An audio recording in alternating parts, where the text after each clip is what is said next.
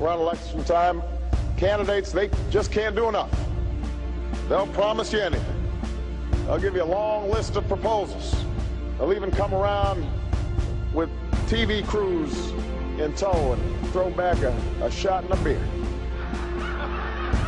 I will promise you this, that if we have not gotten our troops out by the time I am president, it is the first thing I will do. I will get our troops home. We will bring an end to this war. You can take that to the bank.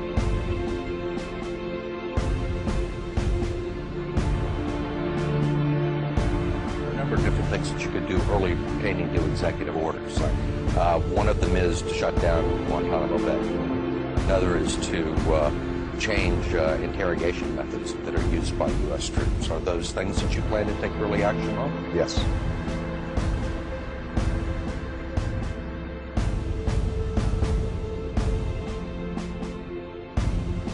But if those same candidates are taking millions of dollars in contributions from the PACs and the lobbyists, ask yourself, who are they going to be toasting once the election's over?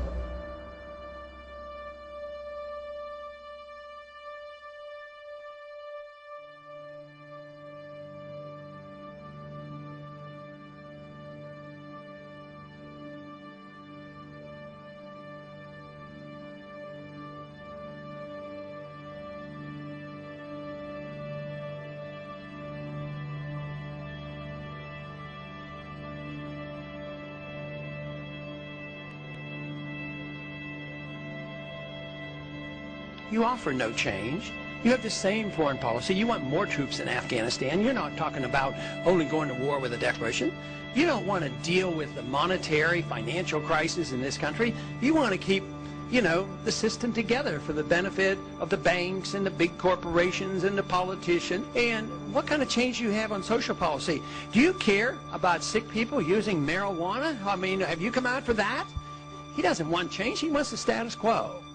And quite frankly, I am not expecting the troops, regardless of whether Obama wins, that they'll be home in 16 months. And that is just pure political talk. You can take that to the bank. I, Barack Hussein Obama, do solemnly swear to preserve, protect, and defend the Constitution of the United States. Today, in his press conference, the president made clear that he believes the law does allow him to make this commitment on his own. Listen to this for a moment, if you would. I'm not a Supreme Court justice, so I'm not going to put my constitutional law professor hat on here. Do I think that our actions in any way violate the War Powers Resolution? The answer is no. So I don't even have to get to the constitutional question. Preserve, protect, and defend the Constitution of the United States. So I don't even have to get to the constitutional question. Simply, sir, what's your reaction? That's a horrible statement. He should get to the Constitution. He doesn't have to be a constitutional lawyer. You take an oath of office to obey the Constitution. If we don't know what it says, how can we take the oath? The Constitution is very clear. You don't go to war without a declaration. You sit down with your attorneys and tell you what you have to do, but obviously the President of the United States has to do what's in the best interest of the United States to protect us. Well, this idea of going and talking to attorneys totally baffles me. Why don't we just open up the Constitution and read it? And the Constitution is the law of the land, and we don't have to be the constitutional lawyers to understand that. We don't need lawyers to tell us what to do and not to do, because we shouldn't be in office if we don't understand what the Constitution says. It's plain and simple. I agree now with Ron Paul more than I did in 2008, and we have a choice, and I think this is the choice that's going to happen to us. You can't live in this middle ground with our Constitution. You can't. You either embrace the Constitution or shed the Constitution. And Ron Paul is the closest to our founders out of anyone up there. Our economy seemingly on the brink of collapse. High unemployment sticking around. New foreclosures jumped 20%. Fallout from the debt crisis. 7 million jobs lost. The nation's debt keeps surging. Change has come to America. The concept of TARP, I was willing to go along with it. I think there is need for economic stimulus. The guy signed a letter with Democrat. Act. Where are the people that say all of this stuff is socialism? Governance today. The role of government ought to be for the protection of liberty, not for the intrusion in economic affairs. We've spent too much, we tax too much, we borrow too much. It's bankrupting this country. I've been talking about these problems for a long, long time. Now we're bankrupt, and we have to decide which way we're going to go.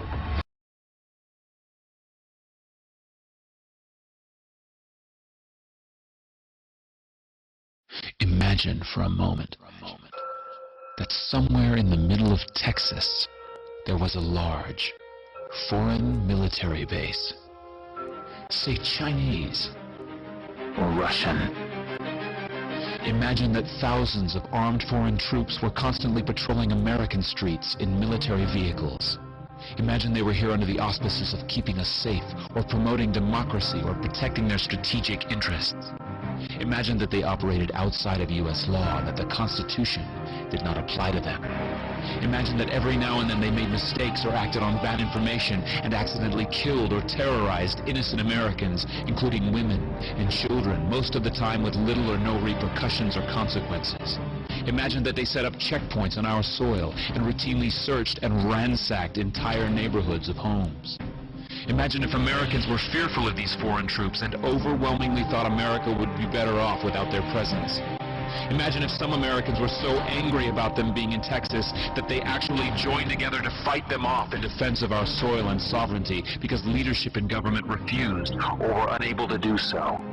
Imagine that those Americans were labeled terrorists or insurgents for their defensive actions and routinely killed or captured or tortured by the foreign troops on our land. Imagine that the occupiers' attitude was that if they just killed enough Americans, the resistance would stop. But instead, for every American killed, 10 more would take up arms against them, resulting in perpetual bloodshed. Imagine if most of the citizens of the foreign land also wanted these troops to return home. Imagine if they elected a leader who promised to bring them home and put an end to this horror. Imagine if that leader changed his mind once he took office. The reality is that our military presence on foreign soil is as offensive to the people that live there as armed Chinese troops would be if they were stationed in Texas. Shutting down military bases and ceasing to deal with other nations with threats and violence is not isolationism. It is the opposite. Opening ourselves up to friendship, honest trade, and diplomacy is the foreign policy of peace and prosperity. It is the only foreign policy that will not bankrupt us in the short order, as our current actions most definitely will. I share the disappointment of the American people in the foreign policy rhetoric coming from the administration. The sad thing is, our foreign policy will change eventually, as Rome's did, when all budgetary and monetary tricks to fund it are exhausted. Madam Speaker, I have a few questions for my colleagues. What if our foreign policy of the past century is deeply flawed and has not served our national security interests? What if we wake up one day and realize that the terrorist threat is a predictable consequence of our meddling in the affairs of others and has nothing to do with us being free and prosperous? What if propping up repressive regimes in the Middle East endangers both the United States and Israel? What if occupying countries like Iraq and Afghanistan and bombing Pakistan is directly related to the hatred directed toward us? What if someday it dawns on us that losing over 5,000 American military personnel in the Middle East since 9/11 is not a fair trade-off for the loss of nearly 3,000 American citizens, no matter how many Iraqi, Pakistani, and Afghan people are killed or displaced? What if we finally decide that torture, even if called enhanced interrogation technique, is self-destructive and produces no useful information, and that contracting it out to a third world nation is just as evil?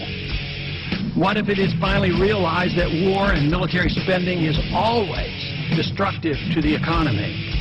What if all wartime spending is paid for through the deceitful and evil process of inflating and borrowing? What if we finally see that wartime conditions always undermine personal liberty? What if conservatives who preach small government wake up and realize that our interventionist foreign policy provides the greatest incentive to expand the government? What if conservatives understood once again that their only logical position is to reject military intervention and managing an empire throughout the world? What if the American people woke up and understood that the official reasons for going to war are almost always based on lies and promoted by war propaganda in order to serve special interests? What if we as a nation came to realize that the quest for empire eventually destroys all great nations? What if Obama has no intention of leaving Iraq? What if a military draft is being planned for the wars that will spread if our foreign policy is not changed? What if the American people learn the truth, that our foreign policy has nothing to do with national security, that it never changes from one administration to the next? What if war and preparation for war is a racket serving the special interests? What if President Obama is completely wrong about Afghanistan and turns out worse than Iraq and Vietnam put together? What if Christianity actually teaches peace and not preventive wars of aggression? What if diplomacy is found to be superior to bombs and bribes in protecting America? What happens if my concerns are completely unfounded? Nothing. But what happens if my concerns are justified and ignored? Nothing good.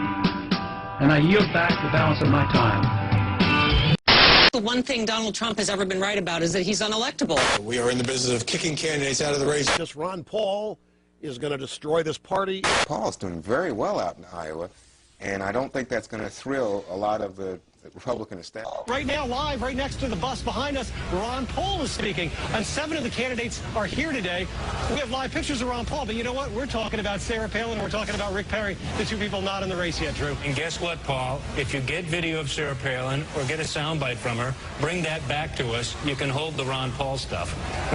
We have a top tier. It is Mitt Romney, Rick Perry, and Michelle Bachmann. We have a new top tier, and it's Perry, Mitt Romney, and Bachmann. There's now a top tier in this race, at least for now, of Romney, Perry, and Bachmann. I mean, I think that's fair to say.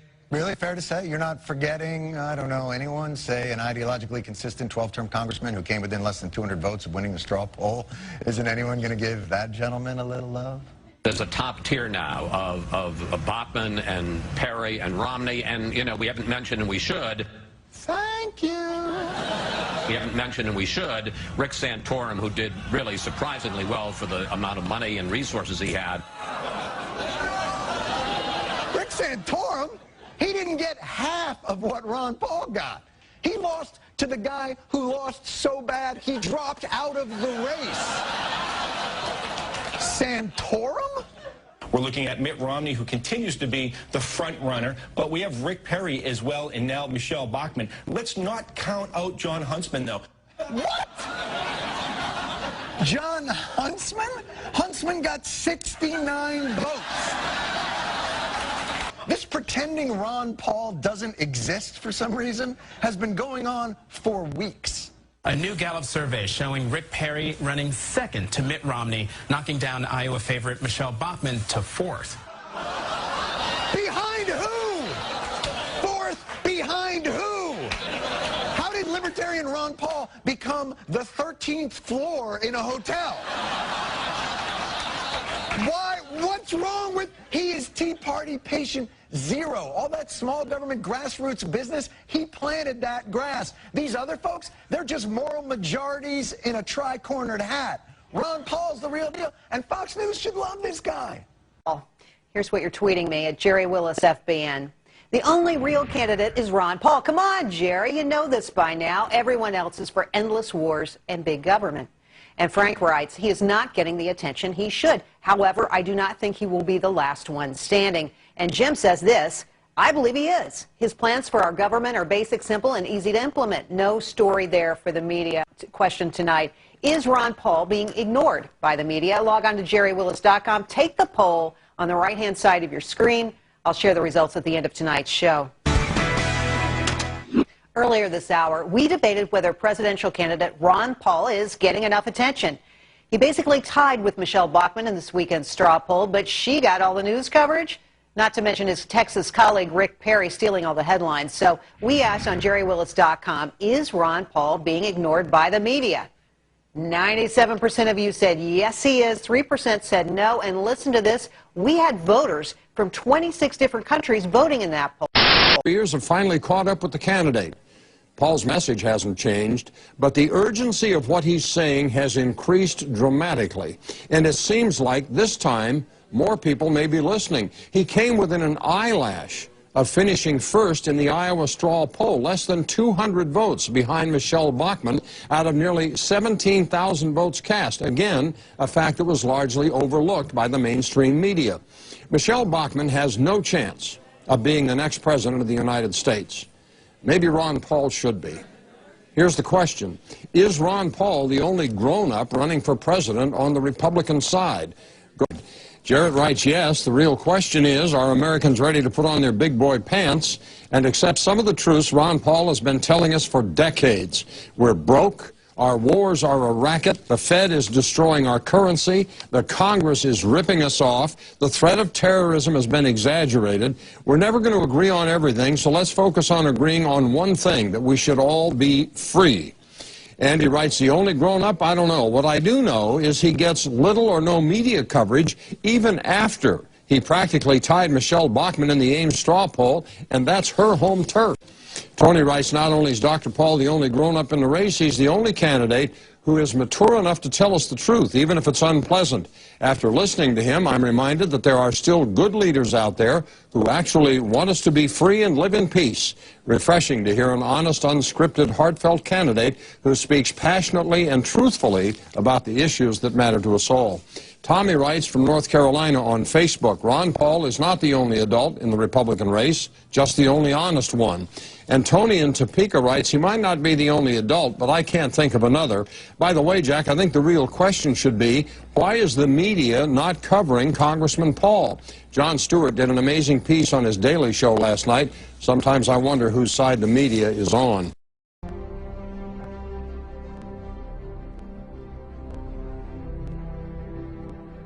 Iran does not have an air force that can come here, just like we did in Iraq. Build up the war propaganda. There was no Al-Qaeda in Iraq, and they have nuclear weapons, and we had to go in. I'm sure you supported that war as well. Okay. It's time we quit this. It's time. It's trillions of dollars we're spending on these wars.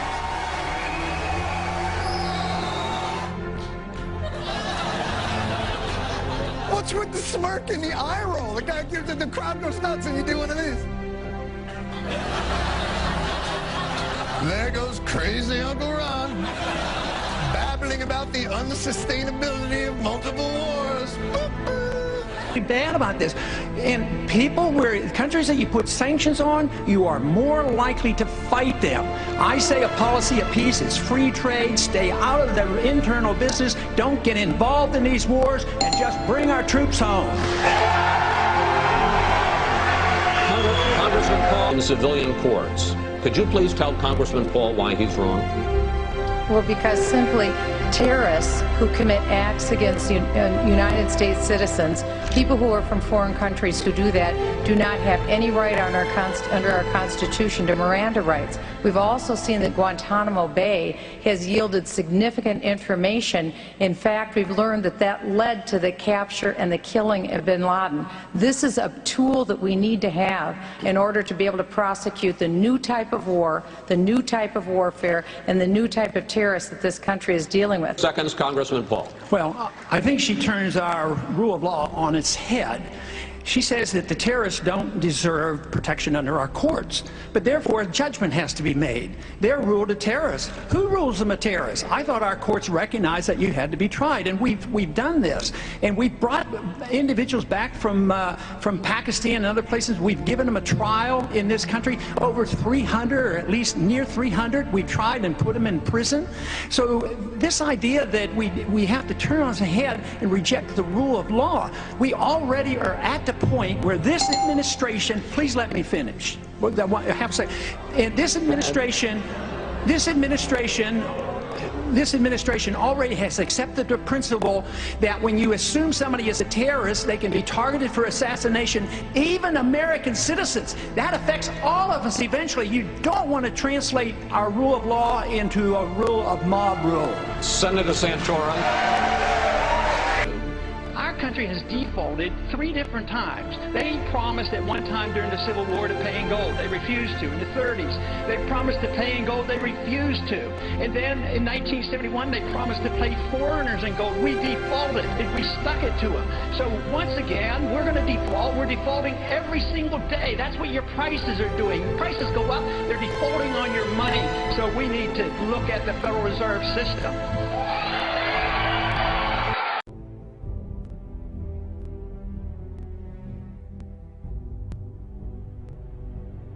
By active duty military personnel by the candidate. Herman Cain, $6,223.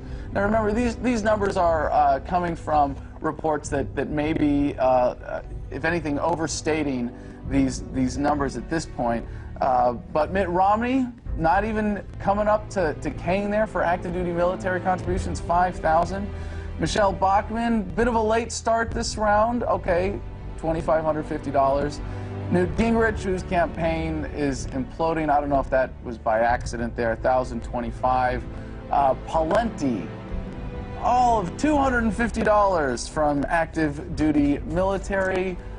Rick Santorum, $250 also. Gary Johnson, sadly, none for his position. Total there of those other candidates, so to speak, $15,398. Sure sounds like a lot, doesn't it? Well, there's one other candidate who you might have noticed. Well, I don't know if you're watching the mainstream media. You might not have noticed that he was omitted from that list.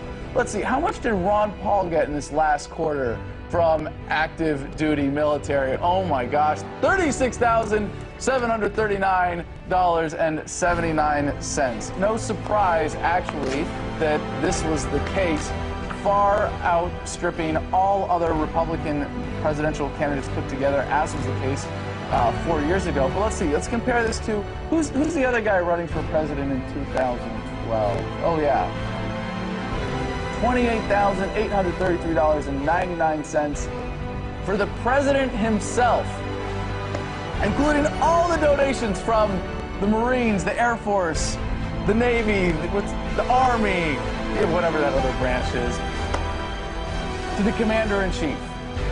Ron Paul is their choice. But let's take a look at the numbers from 2007 here. Just a second, comparing Ron Paul, John McCain, Mitt Romney, Rudy Giuliani, Mike Huckabee, and Fred Thompson. There's a little flashback. Total from the entire campaign back 4 years ago. Again, Ron Paul, until the end of the primary season, Ron Paul had more campaign contributions from active duty service members than all other primary candidates put together, including Barack Obama back. If I had to be a betting woman and I had to be idealistic, I'd really like to see Ron Paul get the nomination for the Republican Party. Whoa! I really think he's a sound traditional conservative. Yeah, it's a surprising come of things, and I really think he really sticks to the Constitution and really stands for what conservatives believe in. Okay. Republican Congressman Ron Paul would get the nomination. The name Ron Paul is the most searched term on the blogging website Technorati. His campaign website gets more hits by far than any other Republican candidate, and he has more friends than any other Republican candidate on the social networking website MySpace.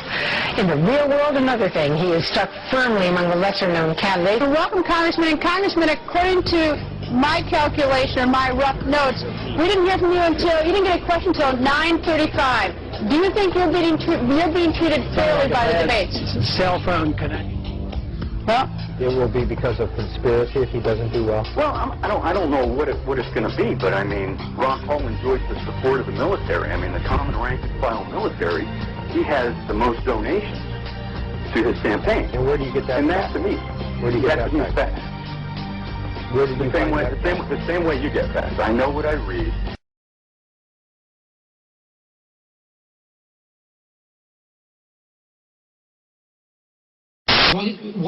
May I say one thing about Ron Paul? I find it odd for me to be a Ron Paul supporter, but he lost to Michelle Bachmann, by 0.9 percentage point in a straw poll that isn't supposed to pick winners, but it's supposed to tell us which way the wind is blowing.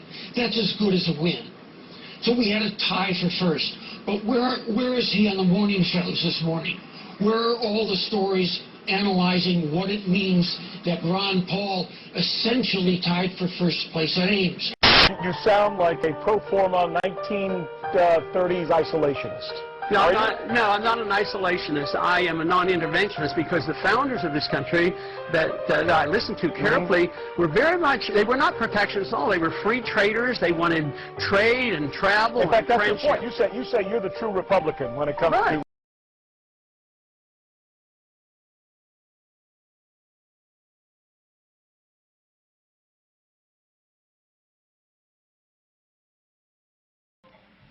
The winner of the straw poll this year,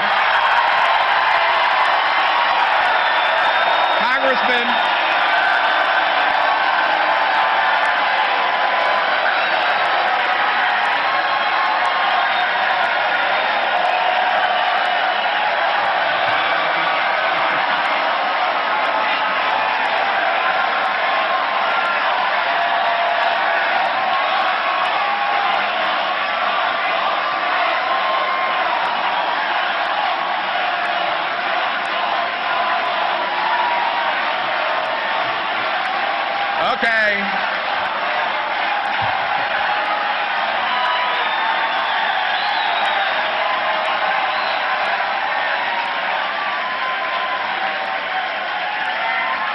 Okay. Congressman Ron Paul gets 30%. Former Massachusetts Governor Mitt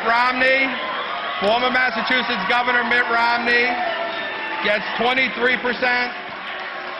And as you can see, there are a number of candidates who got 6, 5, 4, 3, several of them very prominent.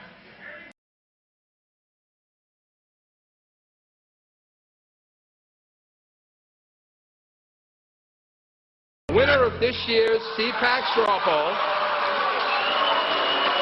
is now... Okay.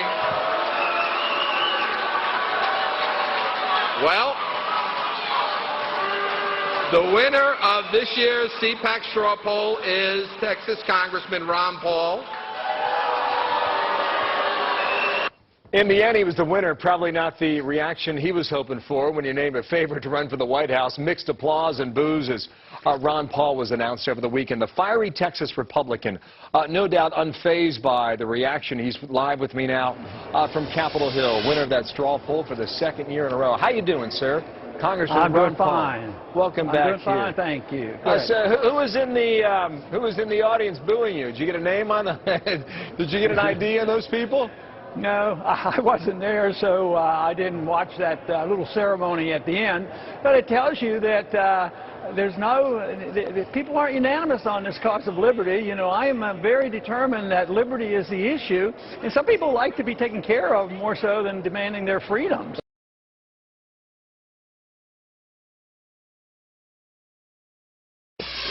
During a live introduction to Congressman Ron Paul on Tuesday, America's Newsroom incorrectly aired a clip.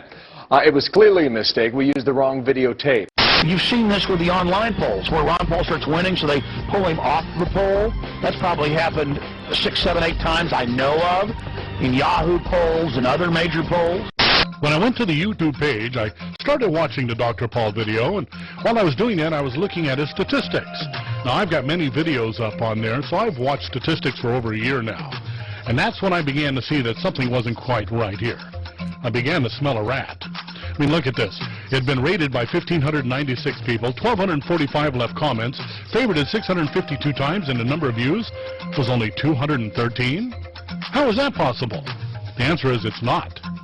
And I thought, well, let's give YouTube a little break here, give them a chance to straighten things out. So I went to bed and got up 8 hours later, and 8 hours later, the numbers had gone up.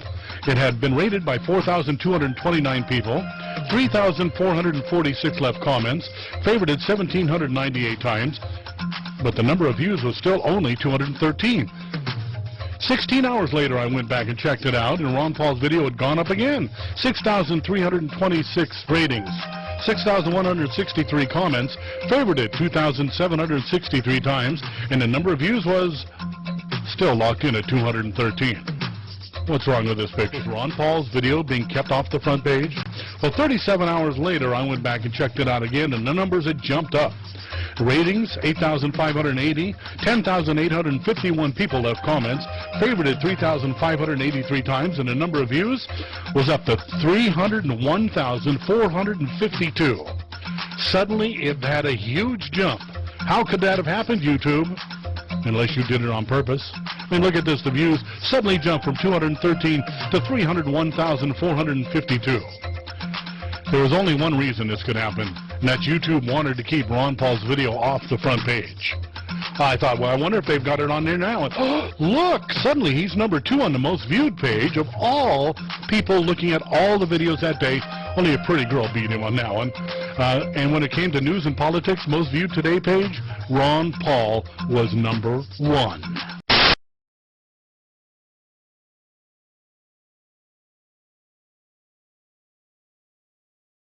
Easier if he knows where his video is. It's a problem. I don't want to run false because but I need shots of the audience and people eating and crap like that. Voiceover. The past years or so, we put on this big charade and think that we're going to change things by voting for someone who sounds correct or who the media shoves in our face. Oops, that was my bad, caller. I cut you off. Welcome back. There is agitation in the world of conservative blogs beneath the headline, "Life is Really Not Fair." RedState.com recently announced it was banning bloggers from posting Ron Paul-related comments. Effective immediately, new users may not shill for Ron Paul in any way, shape, form, or fashion. Not in comments, not in diaries, nada.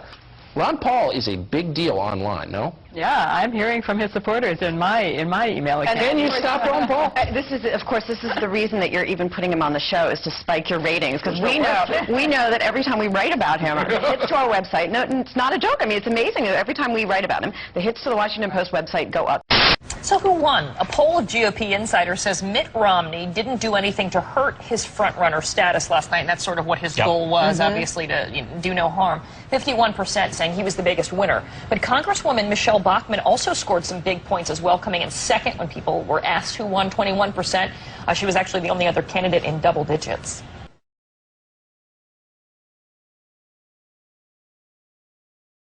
With CNN's put up just some videotape that's completely misleading and say it's one thing when it's really something else.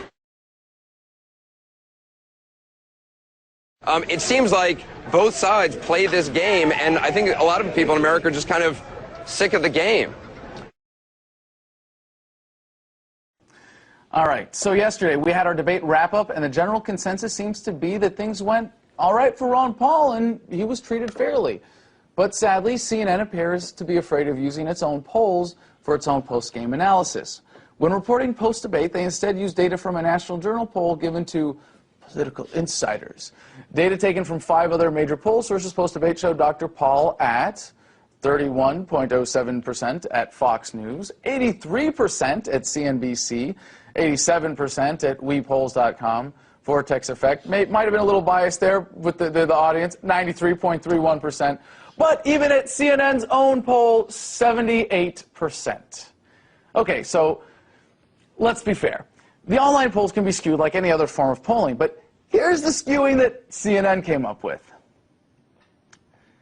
There you go. Romney at 51%, down to Paul at 0. How did they get away with this? They didn't invent the numbers, as they might as well have. Instead, they reported on a National Journal online poll that had all of 54 votes. And according to the Baltimore Sun, it was reported that Ron Paul clearly won audience favor in New Hampshire. An analysis of audience reaction shows Paul was applauded twice as much as any other candidate on stage. Throughout the 2-hour debate, Paul was applauded 11 times. Romney, Bachmann, and former Minnesota Governor Tim Pawlenty were each applauded 5 times. Former House Speaker Newt Gingrich and businessman Herman Cain were each applauded 4 times. Senator of Pennsylvania, Senator Rick Santorum, was applauded the least amount of times, 3. Again, 0%. Really? Why are they so scared of Ron Paul? Well, the ruling class of this country, the Fortune 100, the private Federal Reserve, have amassed their wealth through monopoly. They've amassed their wealth through insider, anti-capitalist, crony systems. And now their system is basically imploding because of their corrupt policies and activities and looting. And here's Ron Paul, who's called it every step of the way with incredible precision, who has the constitutional answers to get our country back on the right track, and the system is scared to death. They're like vampires faced with a cross or holy water or a truckload of garlic. They are in absolute panic mode because they've looked at the numbers, and they know Ron Paul is the real front runner in the 2012 election. And they know that if he continues to catch on, even their electronic voting machines won't be able to stop a landslide. And if they did, the public would see right through it. So they have to convince you that he's unelectable. They have to sell you on the idea that, oh, I like Ron Paul, but he's not available. You know, he can't win. The fact that Ron Paul is the true front runner and is popular across the political spectrum, and major political analysts have had to admit that only Ron Paul can effectively beat Barack Obama. That's why the system is scared of him. And that illustrates how awake people are, that Ron Paul is the most popular, and if this was a fair game and wasn't rigged, would be our next president. This is an endorsement for fair coverage, and there is no question the congressman isn't getting it. Consider the fact that during Saturday's CBS debate in South Carolina, 7 minutes and 45 seconds worth of time was allotted to Rick Perry. 5 minutes and 45 seconds worth of time to Rick Santorum, who was polling at nearly the last place among presidential contenders. In comparison, Ron Paul got a whopping 89 seconds worth of time. Does that seem like fair coverage? And that is Reality Check. I have gotten a ton of email today from people saying, look, Ron Paul finished 152 votes behind Michelle Bachmann of the Ames straw poll, basically a dead heat. Why aren't we giving him his due?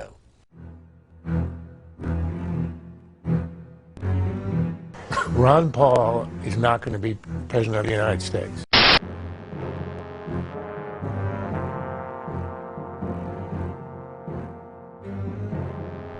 If our views, you know, keep growing in popularity as they are, it's a real threat to the establishment. So the establishment is well protected in many of those individuals that control the 5 major networks.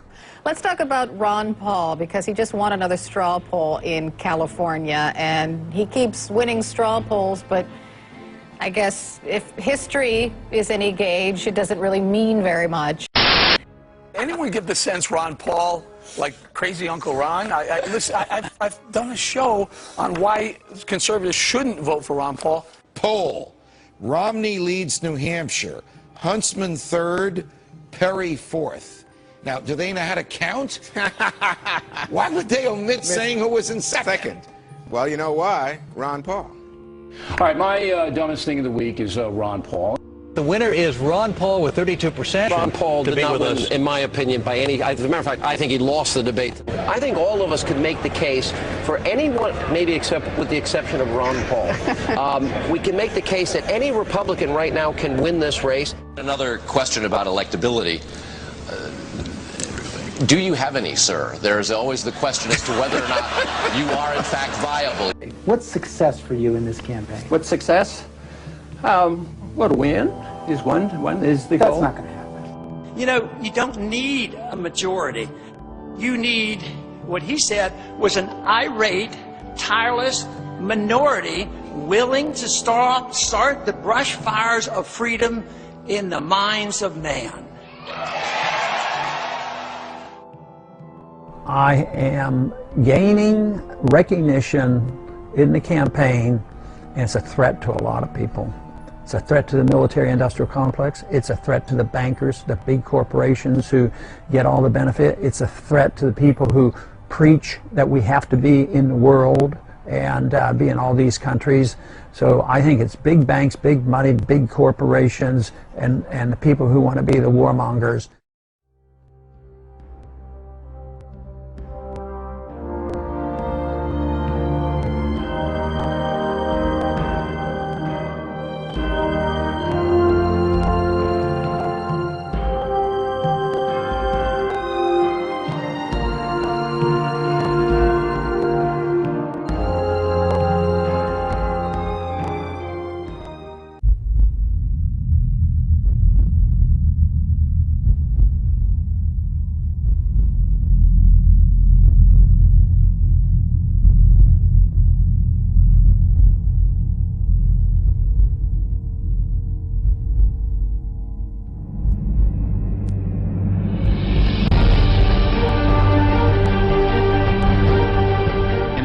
Heart and in his head, in his character and in his intellect, in what he has done and in what he will become.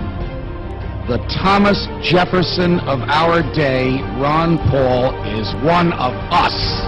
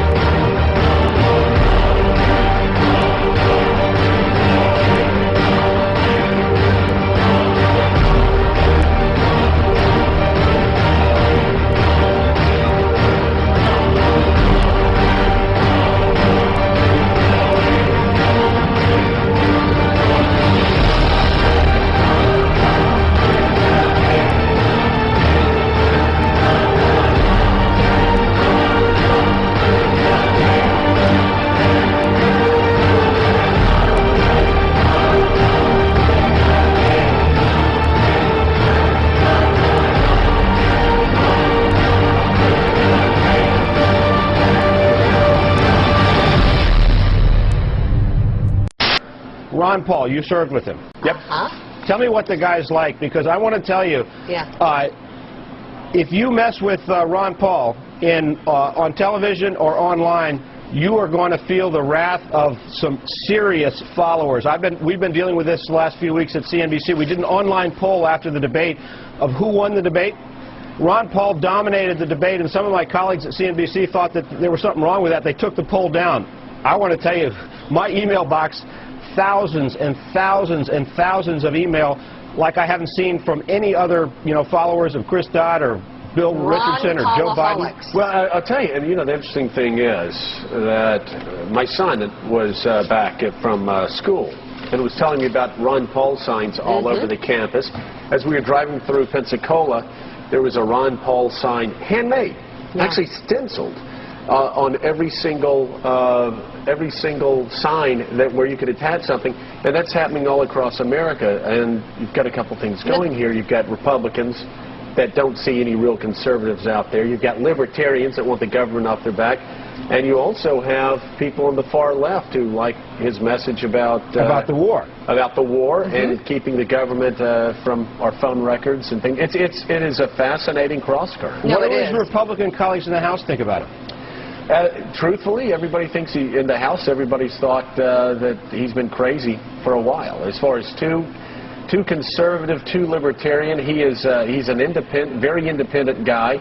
He doesn't play by the rules, and so he's always sort of been off by himself in the Republican caucus, going back to 1996 when he came in, and he was in before. But then again, he ran as a libertarian against the Republican Party. I suspect he may run as an independent again this year if he doesn't win, which would be really bad news for the Republicans. Well, there's something to him, though, because he's got this really fervent following, and I think it was in the style section of the Washington Post yesterday about his fundraising, which, I mean, he's actually been able to raise some money. He raised as much as John McCain in the third quarter. Yeah, and you know, John, when you hear him talk, he's an extremely impressive man. When I said Republicans thought he was crazy, he's an extremely impressive man. He's brilliant. He practices what he preaches. He didn't let his children take student loans out from the federal government. He's a doctor that doesn't take Medicare or Medicaid, and I'll tell you what, like my 19-year-old son, who's not excited about any candidates, was saying, man, I went on these websites and everybody's excited about this guy. Here's a question for you. Could Congressman Ron Paul be President Paul next year? He's the best shot the Republicans have, says my next guest. With me now, Fox News political analyst and my colleague and friend Juan Williams. Juan, it's a pleasure. Looks like you're in the mountains somewhere, but welcome to Freedom Watch. Yeah, I'm in Salt Lake City. All right, great place, a beautiful town. Has Ron Paul succeeded in changing or moving the political debate after 25 years of being in public life during his third run for the presidency? I say this with amazement, but it's becoming more and more clear that we live in the age of Ron Paul, Judge. I mean, you stop and think about it. Who's the father of the Tea Party? It's Ron Paul. I mean, Ron Paul's the guy who began the conversation about debt, deficit, high taxes, government intrusion, and initially he was viewed as an extremist, an outsider in terms of the Republican establishment, somebody to be ignored. He's the guy that's from the start raised questions about U.S. involvement overseas in places like Iraq and Afghanistan. Right. He's raised questions about the drug policy. I just heard you talking about that guy getting arrested down in Louisiana and put away for life. He's been saying these things, and the Republican establishment has treated him like he's their loony uncle. Well, now, all of a sudden, guess what? Ron Paul, not only is he the father of the Tea Party that won the majority of the House for Republicans in the 2010 midterms, but he's the father of so much of the discussion about the budget, about the debt ceiling, about taxes right now. This is the age of Ron Paul. All right, can he translate his having moved the debate into areas that he has been educating the public about for the past 25 years into votes? Stated differently, were you surprised to see that CNN poll 2 days after the Republican debate that showed him having the best shot of all the Republicans, not just those at the debate where you were one of the questioners, but of all the Republicans against President Obama?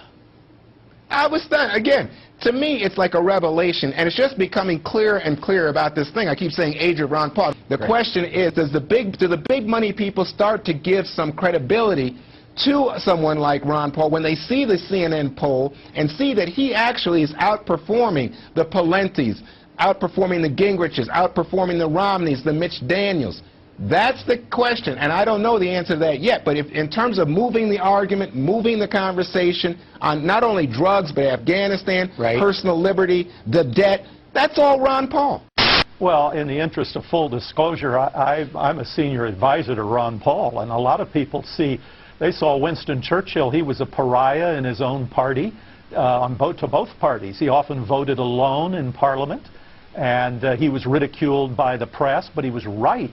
And if your viewers Google September 10th, 2003 Ron Paul, they will see him before the House Financial Services Committee predicting the housing bubble, describing the morality of millions of homeowners losing the value of their homes, of the mortgage lending crisis. All of this was seen in advance. And so how important is that aspect then, the fact that you had to presciently seen a lot of what's going on? Because then the next command is, all right, well, great, you could see into the future and predict a lot of this, touche. Now we expect you to be the guy to lead us out. How does he pass, or others even pass muster there? Well, morally, the problem morally, the British people looked at Chamberlain and Baldwin and they said, hey, if they knew this crisis was coming, why didn't they tell us? And if they didn't know, why did we elect them? And there's the same sentiment today. If George Bush knew the housing bubble was coming, and if Obama knew that his stimulus program wasn't going to produce any jobs at all, why didn't he tell us? And if he didn't know, why is he in power? And why not turn to somebody who seems to know? So that's how these sort of things do happen historically. Educate, please, this panel of experts here, and I say that with quotes around it, loosely, about why this sort of throwing money at the issue, bailing out, may be potentially reckless and damaging. for the future of this nation's economy? Well, in order to understand that, you have to understand how we got into this mess. We got into this mess by spending too much, borrowing too much, and inflating too much. Government was too big, and we had too many regulations. We had rejected the market economy for decades now. We have rejected the notion of sound money for decades. And we got into a mess this way. So what is the proposal? Spend more money, borrow more money, print more money, regulate more so. So it makes no sense whatsoever. So we're going to make the problems much worse. We're doing exactly what we did in the 1930s. We are determined to take a serious recession and turn it into a depression if we don't change our ways. When governments spend money, they spend it in a non-productive manner. And every penny the government spends, they have to take it out of a productive source of money. The money has to come from somewhere. Everybody talks about the money that's going to be spent and how many wonderful things will happen, but they never say, where does the $825 billion come from? That's the question they have to ask, and they have to find an answer to that to fully understand why what we're doing is absolutely wrong. All right. Okay. Let me ask you. I mean, I understand where you're coming from here, I think, sort of. You know, but the house is already on fire, and I think no matter what we think how the fire began, the house is on fire. Our house is on fire. So let's take one industry specifically. Let's take the automotive industry in this country. Are you saying spend no money on the automobile industry in this country, that American automobile manufacturing, let it disappear? Well, I think you're correct. The house is on fire, and you think you're putting water on it, and I think you're putting kerosene on it. Okay. And that's the big argument. No, you take the car industry. Yes, I think we should put more money into the car industry, but it should come from private sources. It shouldn't come from government, because government will divvy out the money politically. But there are private sources of money. If there's anything of value, it'll be bought up, but you can't value anything when the government buys up assets that aren't sellable. You buy up worthless assets. So there's some worthless assets in these car companies. So if you want good money to go into car companies, you have to allow real capital to flow into it. So yes, you do want that. You just don't want the government to do it. So what systemic changes, if you look at tax policy, which alters flow of capital, as you know well, if you look at whether it's spending or any other aspect of the use of money, interest rates, monetary supply, etc., what systemic change would you put in? Would you exploit this opportunity to change the system of capitalism in America for the better? How would you change it? Get rid of the income tax, get rid of corporate taxes, and really lower taxes, but you have to lower spending. Would you add a consumption tax to make up for that? Would you put a consumption tax in? How would you make up for the lost revenue on income tax? I agree with you on income and business tax. I just don't know where you get the revenue elsewhere. And I would argue I'm not interested in getting the revenues. I want to cut spending. But the problem is nobody wants to cut the American empire. Even Obama's administration wants to increase spending overseas and increase military spending. As long as you want to run the world empire at $1 trillion a year, believe me, you cannot solve this problem. And that is where the crux of the matter is. So yes, you have to cut spending along with cutting taxes. So to say, well, let's have a consumption tax, that's just transferring the penalty to new victims. But you want to get taxes down, you want to get rid of regulation. You don't want to do what we did after the Enron failure, passed Sarbanes-Oxley, by the conservative Republicans. That's the fault. It's in the thinking that we need so much government. Congressman, are you really saying that given the meltdown on Wall Street and some of the craziness that we saw at Citigroup and Merrill and other places, that there should be less regulation, not more in some cases?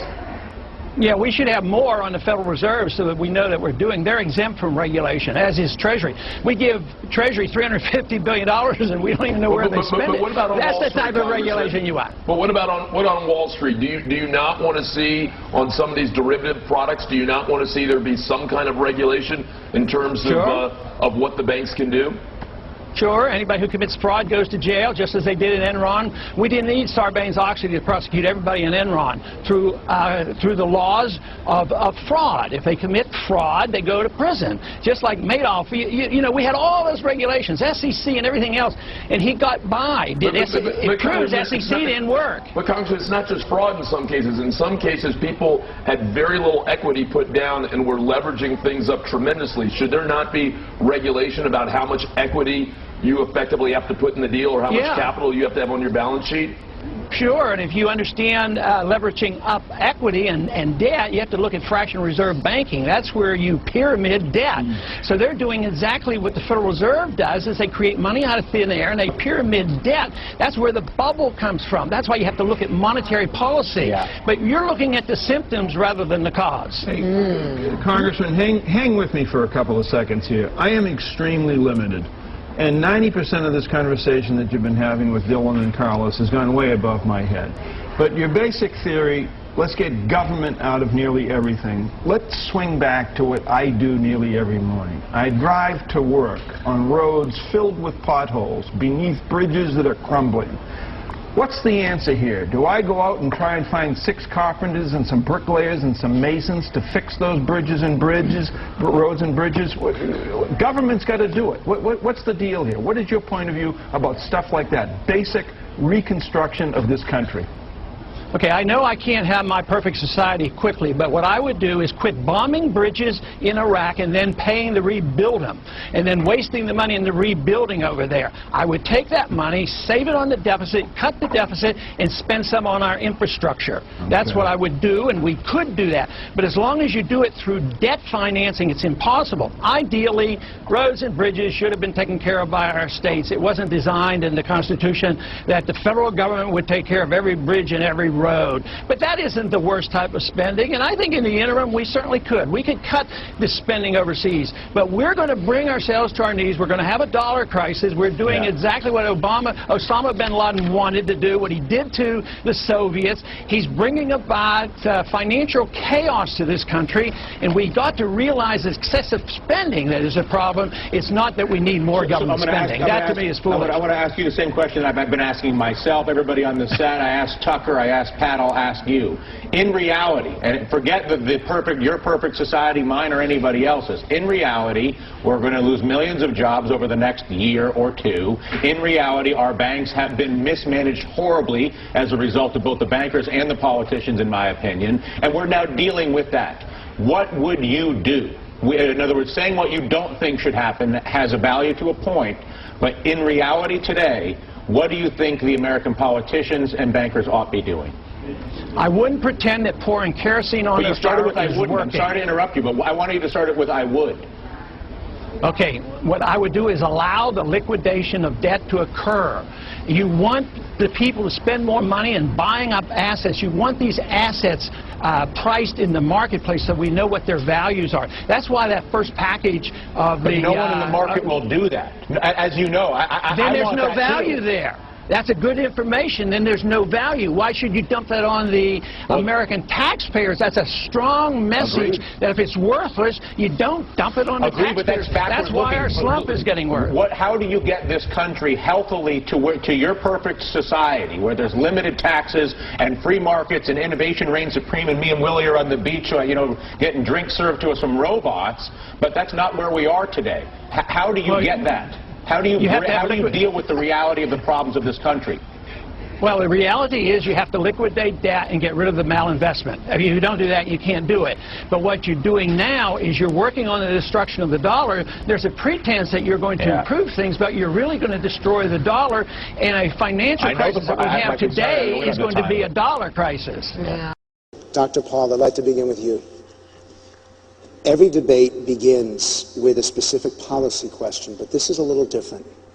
Someone on this stage hopes to be able to take the oath of office 14 months from now, and at the end of that oath are the words, "So help me God."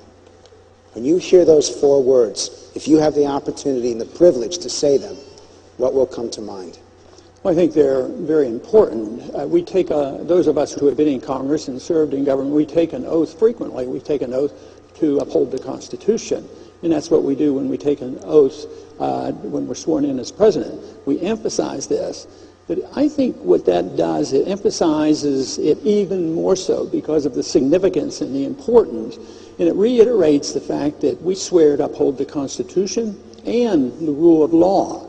And to this, to me, this would mean that you're not only saying this, you know, in front of a small number of people, not only in front of the nation, but before our God. which means the significance is that much greater.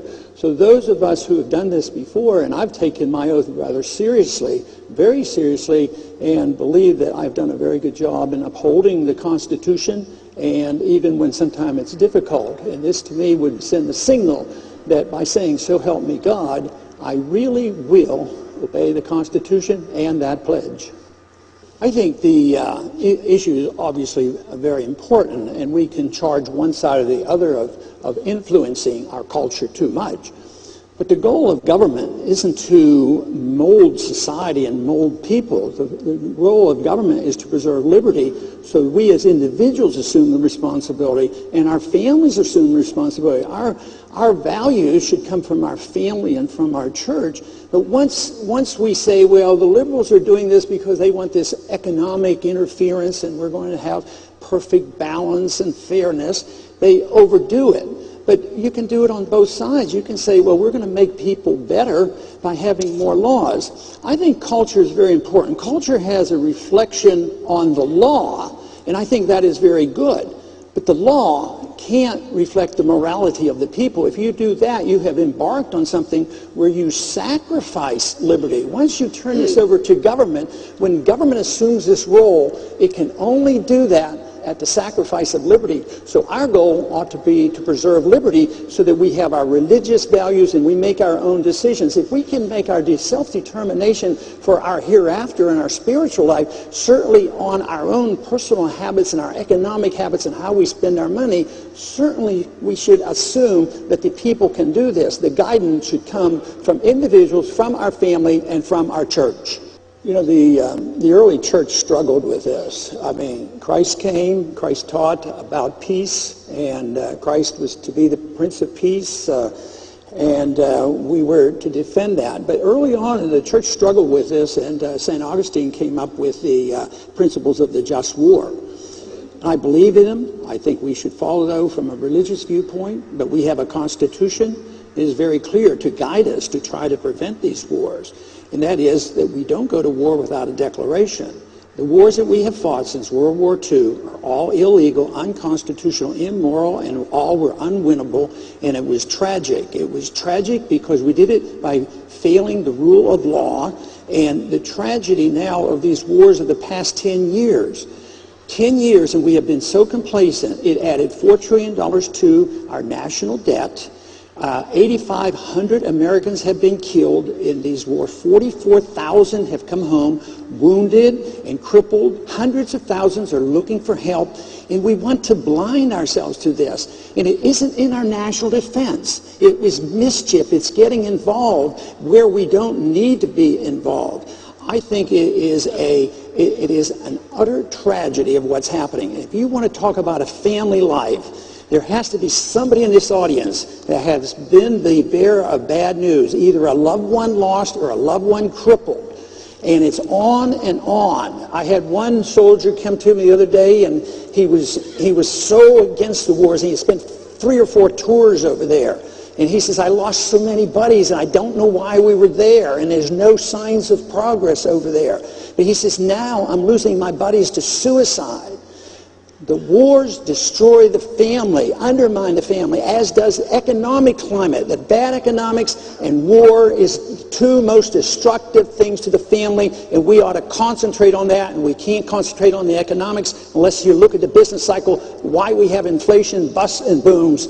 Otherwise, we will continue on a downhill path. The banksters' fraud continues now. So I think we should come together and work together, and I think we can. Well, the Fed is completely out of control. It's not under any legal controls that Congress can really enforce. And right now, ultimately, they are more powerful than any emperor has ever been. It's not about Democrat, Republican. People who say it is, that's not true. This is about right or wrong, up or down. Today, I think it was a historic day because we agreed on 4 major areas. Foreign policy, get the soldiers back, stop being imperialistic. Privacy, deal with the repeal of the Patriot Act, and the third is the national debt. You know, deficits are now used for reckless government adventurism. And the fourth issue is the Federal Reserve is now a government within a government. It is totally out of control. Congress doesn't control it. It's funded by the banks, and we either have constitutional government or we don't. Because of this, well, here's the question. Is there anything left for the American people to decide? You vote for a Republican to balance a budget, and they're worse than the Democrats. That's what the people are sick and tired of. You vote for the Democrats to end the war, and they expand the war as much as the Republicans. I'll rephrase the question for Ralph.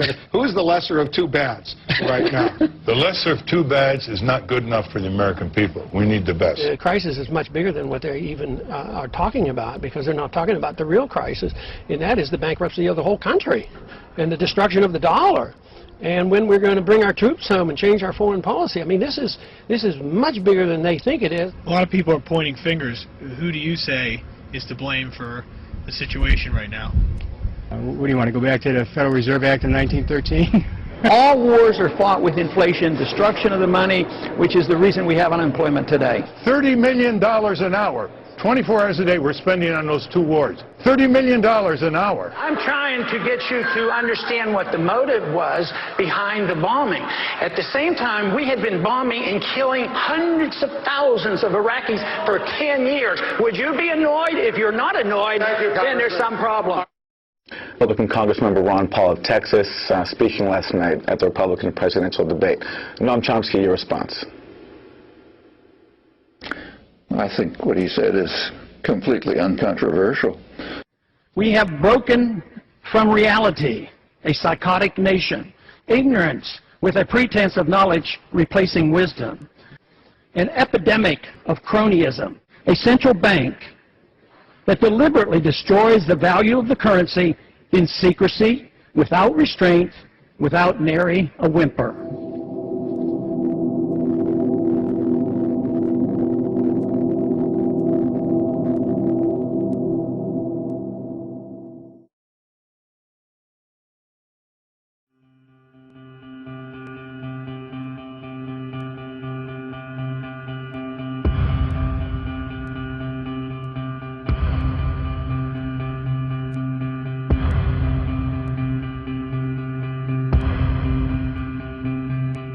This is not the kind of government that was designed by our founders of the country. It's not what was written in the Constitution. We've only had an income tax since 1913. But if you want a welfare state, and if you want to police the world and pay for the defense of Japan and Germany, send foreign aid to the Soviet Union, you not only need the income tax, you need the Federal Reserve to print up the money when the deficit is accumulated. So we think the government should be much smaller. During the next decade, the American people will become poorer and less free, while they become more dependent on the government for economic security. This country is in the middle of a recession for a lot of people. Michigan knows about it. Poor people know about it. The middle class knows about it. Wall Street doesn't know about it.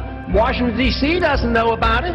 But it's because of the monetary system and the excessive spending. It's no joke. He is America's last true statesman, and he has actually been saying the same thing for the past 30 years about what our federal government needs to do to serve the people. That is, namely, follow the Constitution. The Federal Reserve credit created during the last 8 months has not stimulated economic growth in technology or the industrial section. But a lot of it ended up in the expanding real estate bubble. This too will burst, as all bubbles do. How could it be that you knew this on the banking committee in 2003 and nobody else did until after the collapse? I certainly think it's about the most foolish policy any government could ever follow, and it leads to the Korea Wars, the Vietnam Wars, Marines being killed in Beirut, sailors being killed in the Persian Gulf. If we want to go to war, and if we should go to war, the Congress should declare it. We don't go to war like we did in Vietnam and Korea, because the wars never end. They're building up this case just like we did in Iraq. Build up the war propaganda. There was no Al-Qaeda in Iraq, and they had nuclear weapons, and we had to go in. I'm sure you supported that war as well. Okay. It's time we quit this. It's time. It's trillions of dollars we're spending on these wars. Afghanistan, how quickly would you bring the troops quick home? As the ships could get there. It really says a lot that the politically aware people in the military, those that are paying attention and engaged in the political process, are supporting someone who advocates an immediate withdrawal. I got twice as much as all the other candidates put together on the Republican side, and even more than Obama got, which tells me that those troops want to come home as well because they know exactly what I'm talking about. My name is Eric Knowles. I'm an Air Force veteran. My name is Jonathan Schaefer. I spent 6 years in the Navy. Hello, my name is Tony Marek. I served in the Army for 8 years. I'm Al Schlegel. I'm an 8-year Air Force veteran. Hi, my name is John Jones, and I'm a U.S. Air Force veteran. I have a cousin who's in the Marine Corps. He spent 18 months over in Iraq. A war based on a lie. There's great reason to have hope for Ron Paul's candidacy, as he's the only veteran in the Republican primary right now. The only representative in Congress that takes his oath to the Constitution and the rule of law seriously. You sign up for the military and you sign the dotted line. You're there to defend America and the Constitution, and Ron Paul is the only person that's been doing that for a while now. I support Ron Paul because I believe he's the only candidate with the fortitude to actually stand by the Constitution. I took an oath to support defend the Constitution, and he is the only elected representative that actually takes his oath seriously. I think he's dead on when he talks about the Federal Reserve System. It's only because the government is able to print money to pay for the war that we're able to stay at war. And that act of printing money makes us all poorer. It's been going on because we just plain don't mind our own business. That's our problem. During the last campaign, I knew what was happening. You know, they mocked me for my foreign policy and they laughed at my monetary policy. No more. President Obama has 42% of voter support, and Representative Ron Paul, 41%. Wow! I see a fantastic movement at the grassroots. This man brings together people of all races, all socioeconomic backgrounds, all political affiliations, because freedom is truth, and truth is power, and we can live and be free in this country if we believe we can. What's appealing about him overall is that he is intellectually honest, and that he obviously has a lot of integrity. Ron Paul is at least not a pander, he's sincere. The reason people are worked up about Ron Paul is because they sense that he's genuine, that he's not a sellout, that he's not taking money to espouse certain positions like 99% of other politicians. The one guy in the field, agree with him or don't agree with him, who doesn't go out of his way to regurgitate talking points or change what he believes to fit the audience he's in front of. You served, as you said, 20 years in Congress, but you're not going to take a congressional pension. Right. As an obstetrician, you never took Medicare or Medicaid for your patients. Never. I'm personally endorsing Ron Paul for President of the United States for 2012. Because a lot of stuff he says makes perfect sense. Mainstream is moving in the direction that I have been talking about for a long time. And everything he has said has been truth. And a lot of stuff Obama has said has been lies. I will promise you this, that if we have not gotten our troops out by the time I am president, it is the first thing I will do. I will get our troops home. We will bring an end to this war. You can take that to the bank. So does that mean you can tell us today that you will not change the 16-month timetable? I like Ron Paul. I think he's cut from a different cloth than the rest of those people who are, of course, selling their souls to the corporate interests who back them. I believe that abortion should be safe and legal in this country.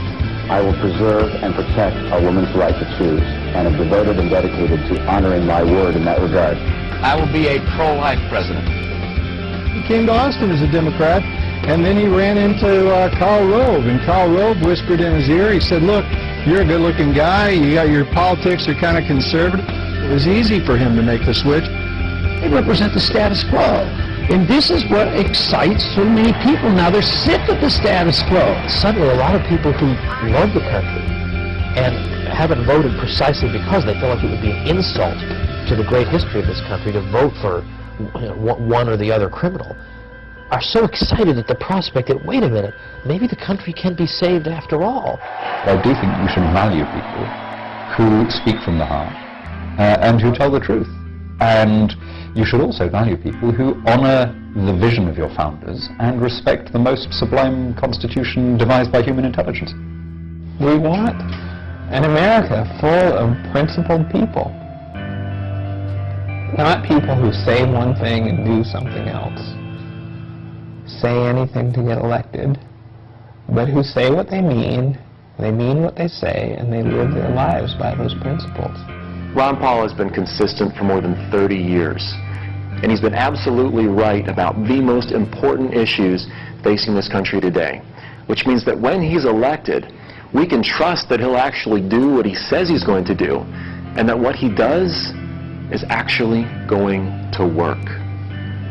This country is in a revolution. They're sick and tired of what they're getting, and I happen to be lucky enough to be part of it. Don't get involved in these wars. Just bring our troops home.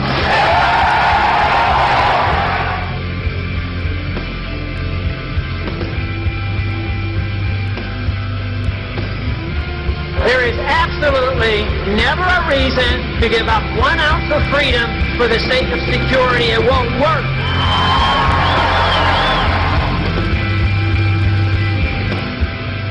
There is no authority in the Constitution authorizing a central bank, which means there should be no Federal Reserve System.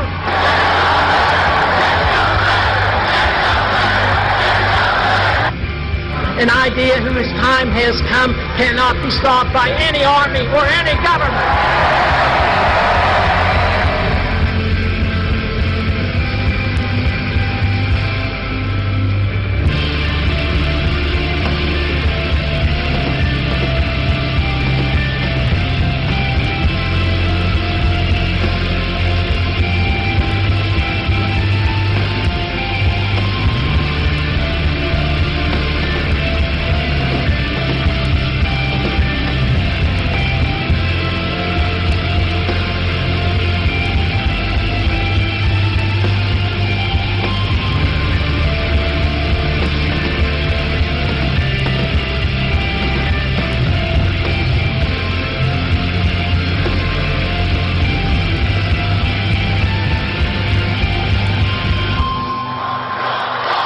I've been in politics for 35 years. My cause has been the cause of liberty.